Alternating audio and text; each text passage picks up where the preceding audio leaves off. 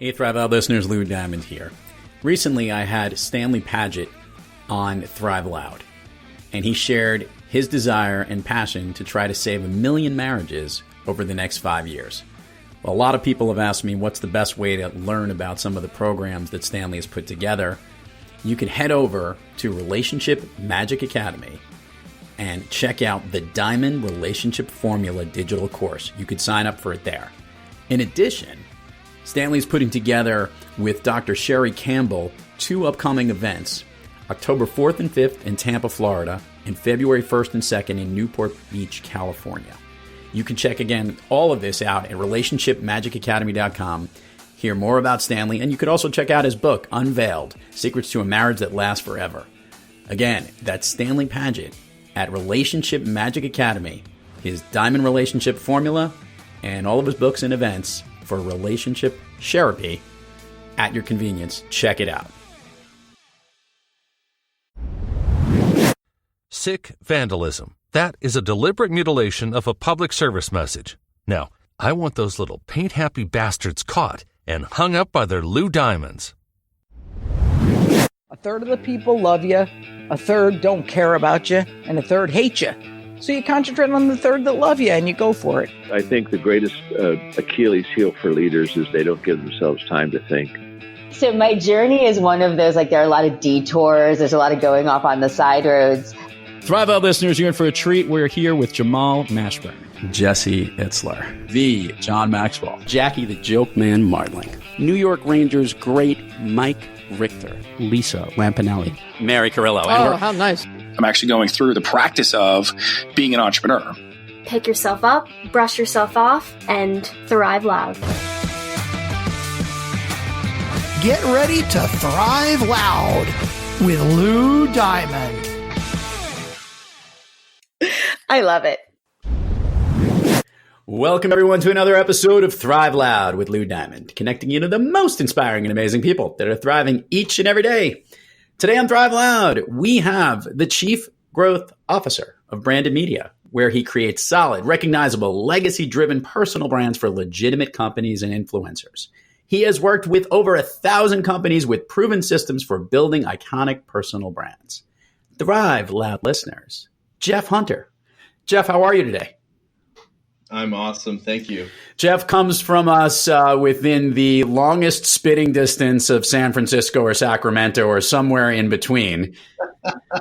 Right in the Central Valley, they exactly. Call it. And has a really interesting story, an interesting business. And I love talking about brands, and I love talking about people that know what they're talking about brands, because unlike the majority of the world who thinks they become brand experts, they're not. And someone like him might be. So let our listeners get a better understanding from the man himself. Jeff, let's do a little rewind here. How did branding become your area and focus expertise? Oh, that is a fun question, because I think like most entrepreneurs, I didn't know what the heck I was doing in the beginning. I started my journey as an entrepreneur about 6 years ago while I was still working for the man. I used to work at a Fortune 100 company. I was an IT project manager. And for me to even think 3 years ago, if I would have said I would have been one of the experts in branding, I would have laughed. I didn't even know what a brand was 6 years ago. So, as a project manager, I got really good at building virtual teams. That was my thing.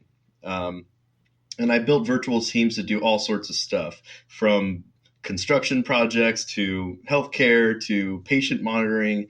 And then I started getting into web design, graphic design. And then more people came to me and said, hey, Jeff, I actually garnered the nickname, the King of Outsourcing. I was featured in an article in Inc. magazine quite some time ago about how I was able to outsource my job. I actually got in trouble because of that. But hey, I became really good at building virtual teams. So basically what ended up happening was I started doing everything for everyone. But the one thing that I noticed that was the same with every successful client I ever took on was that they had a really strong brand. And I started becoming obsessed with it. I started understanding what branding was. And I was mind blown, because I thought back in the day, like I think you will agree with me, most people think that branding is just a really cool cover photo or a website or a logo, right? That's what they think branding is. They don't even understand how important a brand is and how like omnipresent your brand really is.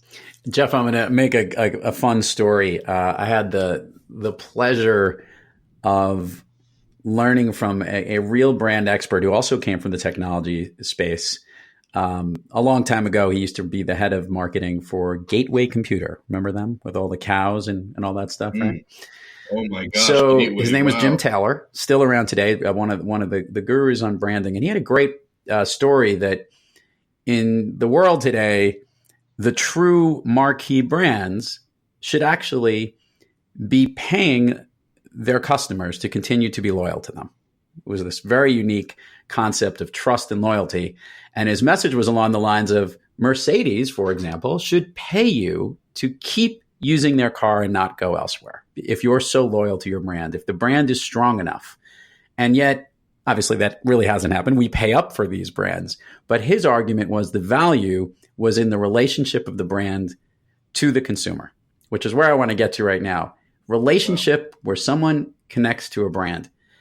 How can you help an individual or an organization find that match for what a brand means for their business, their service, so that the outside world can connect with that and associate the brand with them? You know, first off, you're absolutely right. And I think we've come to a very interesting point in life where the internet is all over the place. And there's literally a million experts in every industry. At least that's what it feels like online. I don't know if you agree. But I would agree. I feel like I won't even try and make more conversation out of it. There's lots of experts out there. That's a whole other podcast. I'll come back for that. But really, it is about starting conversations and having those relationships. And I think we've transitioned away from the age of information into the age of conversations. And I believe people that have really strong brands, they're creating those conversations. It's really incredible because I try to tell this to people all the time. It's kind of cliche, but every time you show up, and that means offline, online, Twitter, Instagram, Facebook, LinkedIn, meeting, even how you are around your family, that is your brand. Your brand is how you communicate with people. And I have to say, I agree 100% with Jeff Bezos when he says that your brand is what people say about you when you leave the room. So yeah, what is that conversation like?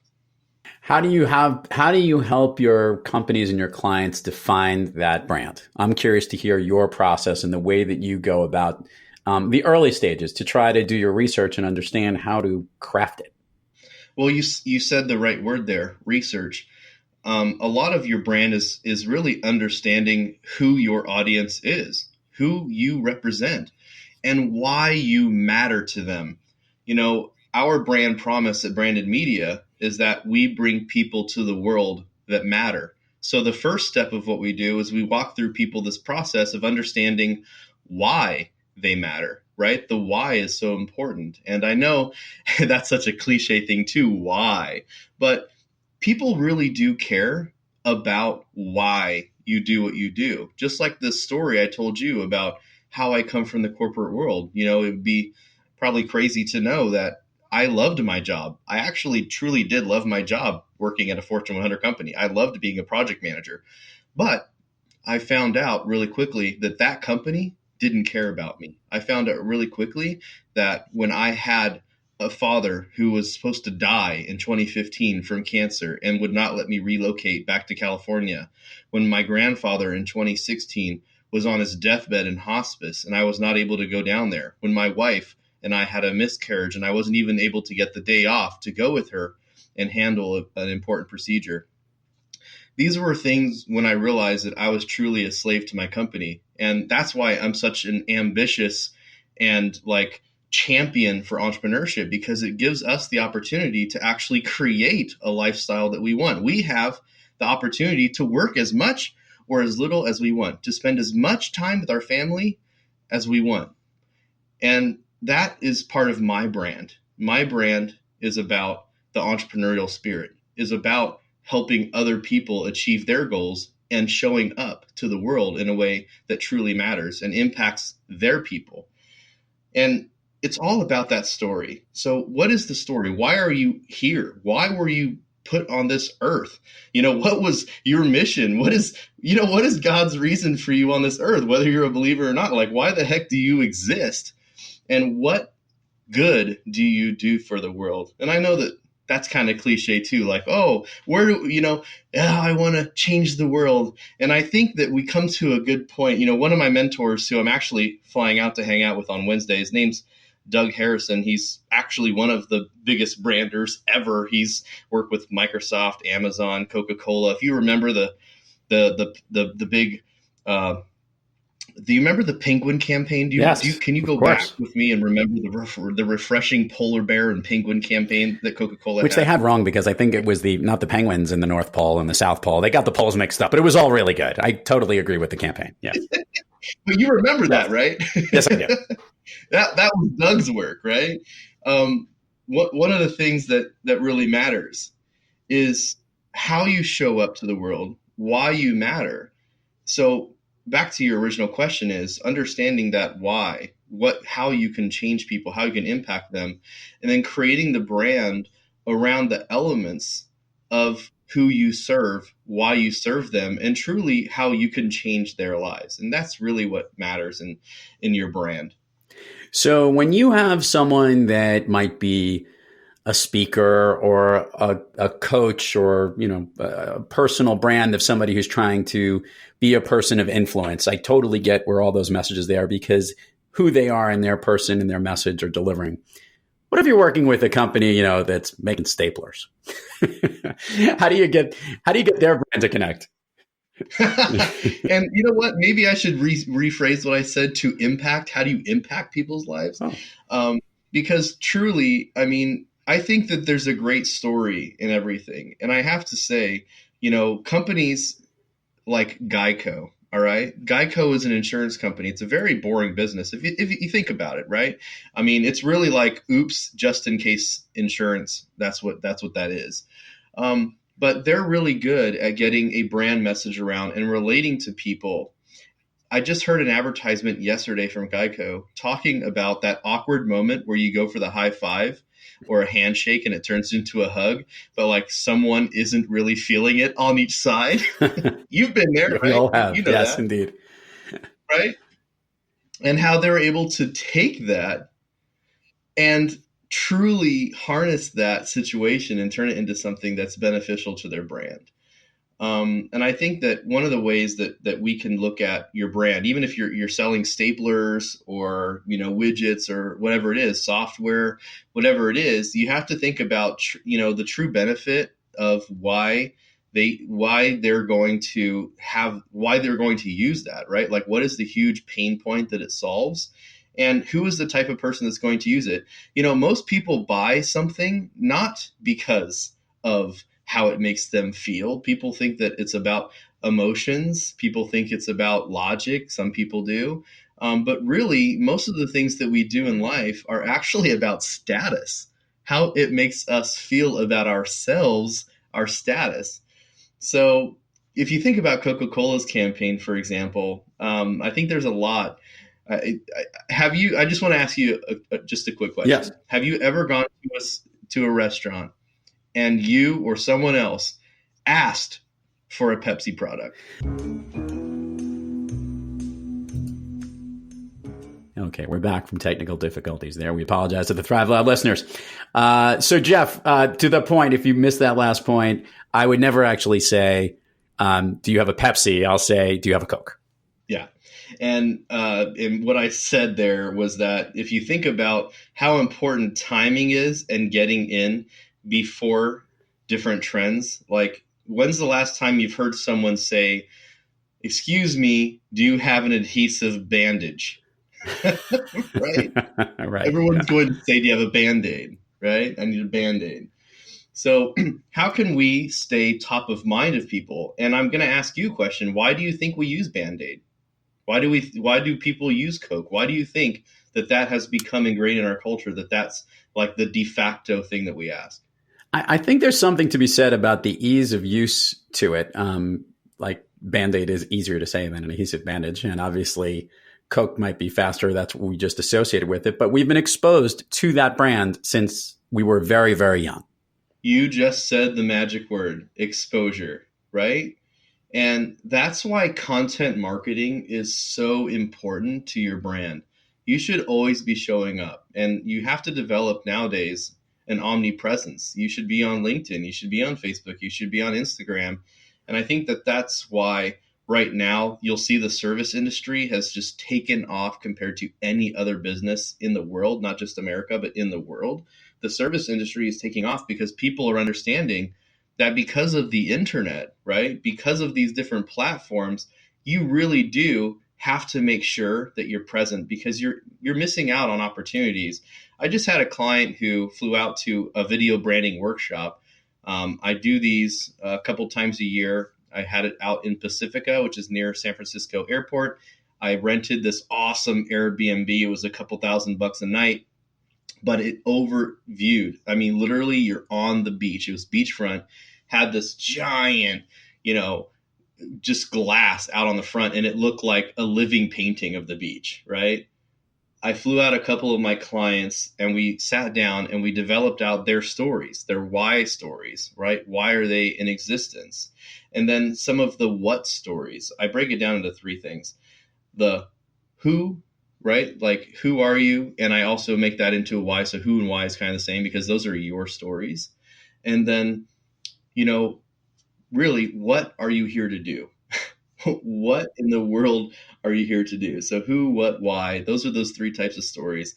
And what's interesting is having your brand today doesn't mean having to have a 5-minute video or a 10-minute video or a 28-minute infomercial of what you do. All you need to do is put together a small blurb about a story of why you are alive, why you're doing this, why did you start your company. She did a 90-second video talking about how she was fired. Her name is Kathy Karabetsos. She's the CEO of a call center in Chicago called QCSS.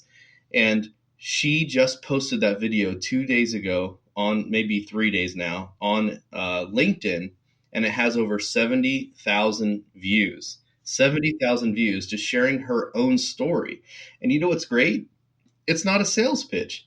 I think people today are just getting so tired of being sold. If you can tell people a great story, if your content is focused around the story and drawing people into the brand, it's going to serve you so much better now because there's just everyone trying to sell you everything everywhere. Let me ask you, Jeff, about the brand itself. And I'm saying this from the reference of a logo, a font, an icon, the imagery associated with the brand.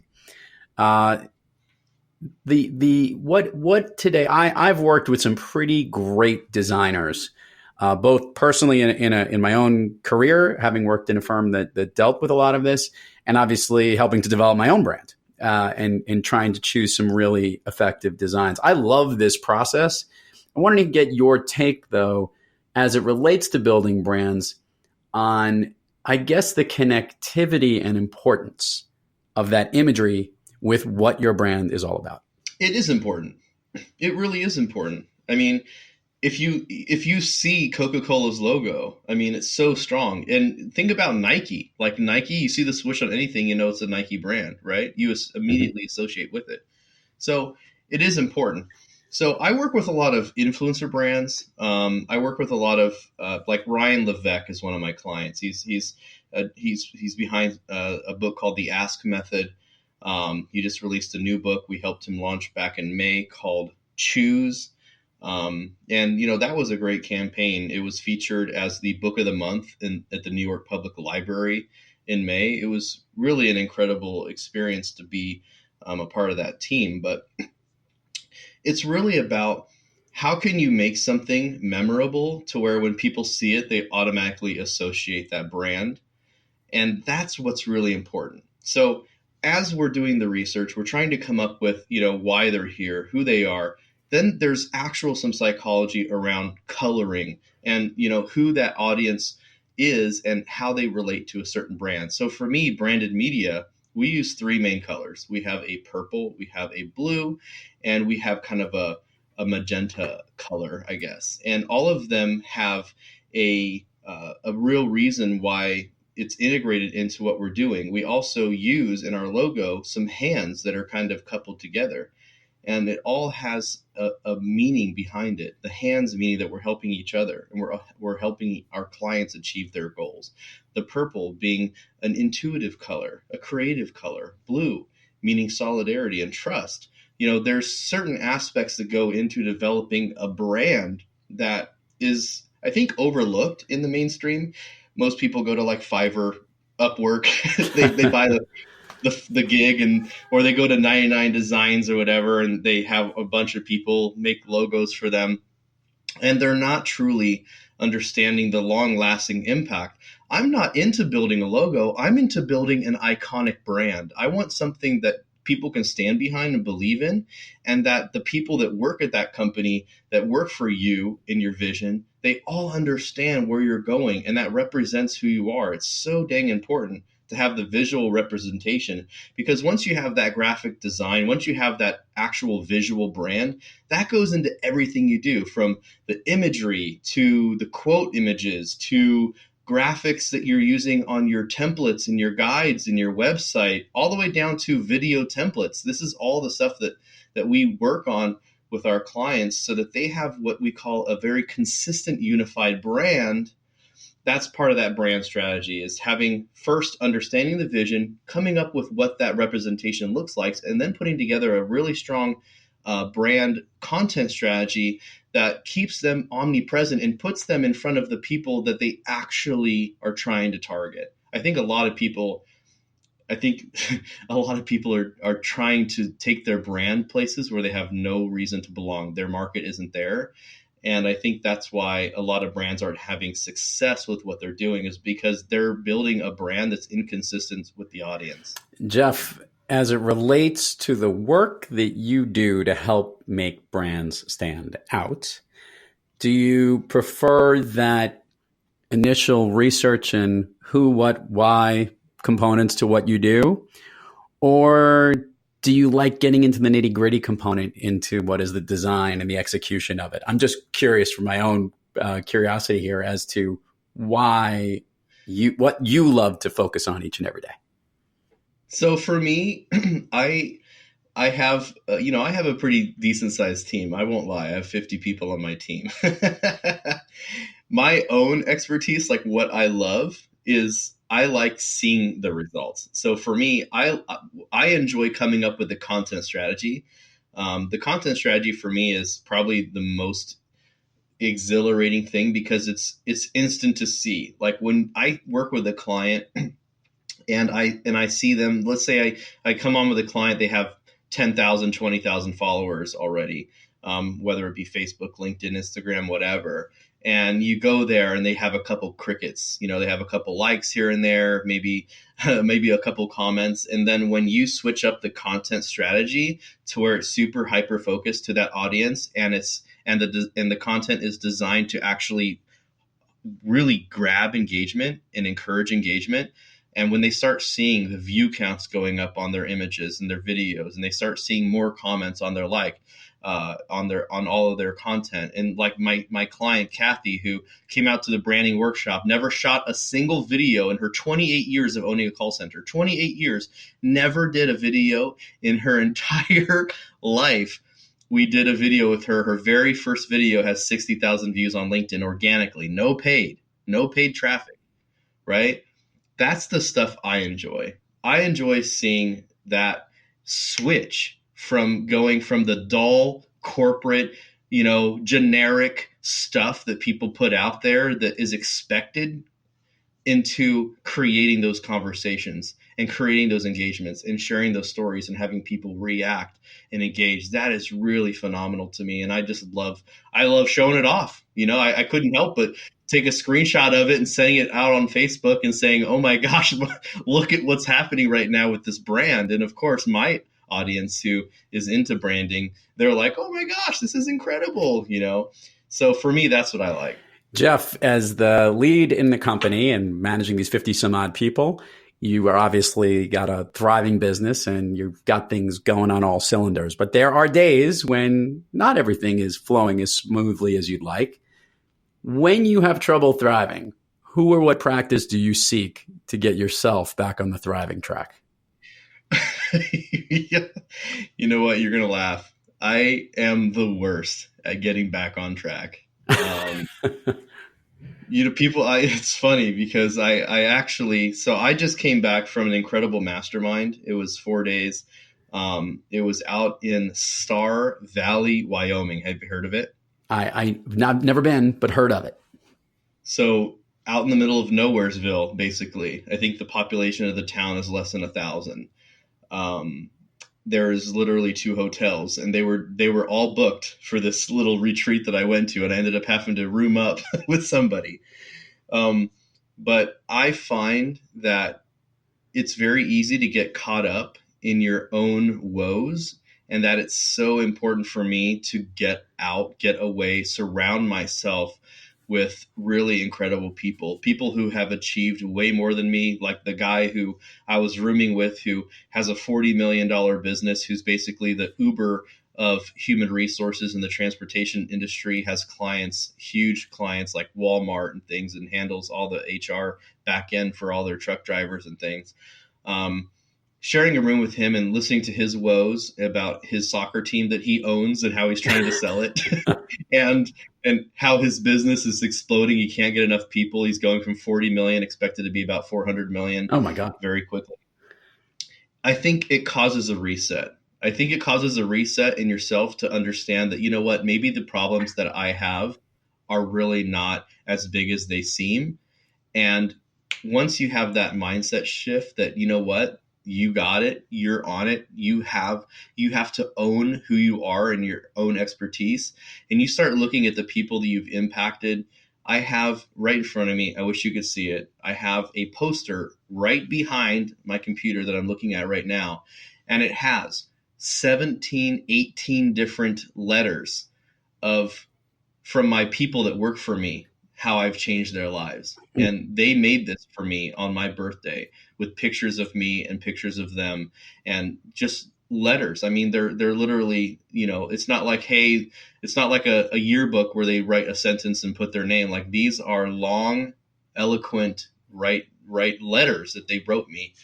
And that's what motivates me, just the impact that I'm able to make with my own team and my clients, and knowing that at the end of the day, this too shall pass. I like that perspective, Jeff. And, learning from others and the powers of a really good mastermind group is not to be underestimated, because it really does help do that. And it's nice to see that they can help you on that front.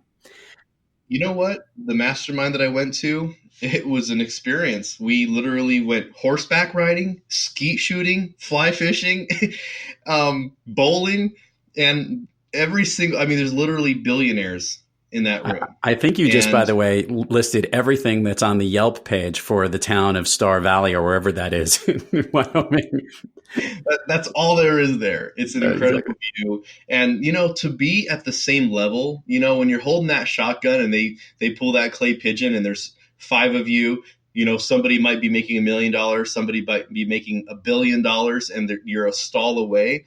That doesn't even matter. You're all just trying to shoot that clay pigeon first.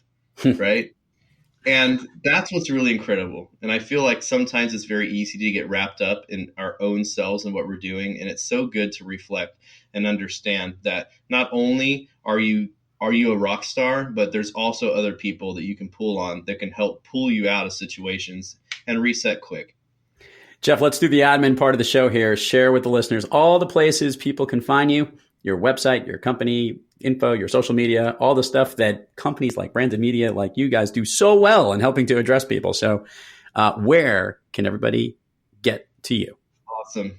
You guys, Jeff J. Hunter, I'm all about relationships. I would encourage you guys, find me on LinkedIn. I'm not going to sell you something or give you a free guide or a download or a webinar. I personally enjoy building relationships. LinkedIn is a great place to find me. I would say Facebook, but for the past 2 years, I've been maxed on friends. So LinkedIn is great. If this moved you and motivated you at all, and you want to learn more about how you can develop your own brand, I have a very strong. Can you believe it? I actually practice what I preach, brother. Can you believe that? I'm hoping so. That's why we have you on the program. Yeah, I actually post really good content every day about building your brand, building virtual teams, all the problems that we face as entrepreneurs. So you don't have to pay me a darn dime. All you got to do is absorb. And trust me, I probably say way too much. I'll be in your newsfeed all day. Just add me. We'll put it on the show notes so everybody can see it. Jeff J. Hunter, what is your all-time favorite movie? Wow. I am a huge fan of Braveheart. Okay. Now I want to know why. All right. It's a great movie of overcome. I think we all love an underdog. I believe that every story in life needs to have a good ending. Even though there's not always a good ending in them, I really like that strong, triumphant ending. And I'm going to end with this. I'm going to ask you a question. You ready for this? I'm ready for anything, Jeff. What do you got? All right. So there was an incredible documentary about the Titanic on National Geographic. Did you watch it? I did not see it. Did you watch the movie Titanic? Several times. That is my point, people. You got to have a great story behind everything. And I think Braveheart just has such a great triumphant story that we can all look at and hopefully motivate and rally us, and also bring us back to our core, break us down and evaluate what's really important in our lives, and is it worth dying for? Well, definitely. And that and maybe one of the best pep talks you'll ever hear in your entire life from any leader. So, of reasons and why to step up in battle. Jeff J. Hunter, such a pleasure to have you on Thrive Loud today. And to all our Thrive Loud listeners out there, thank you for joining us. Until next time, keep thriving onward and upward. And remember, be brief, be bright, be gone. You think the people of this country exist to provide you with position. I think your position exists to provide those people with freedom. You've been listening to Thrive Loud with your host, Lou Diamond. Make sure to subscribe on iTunes, Overcast, or wherever you get your podcasts. And follow us on Twitter, Facebook, and Instagram at Thrive Loud. Or find us on the web at thriveloud.com.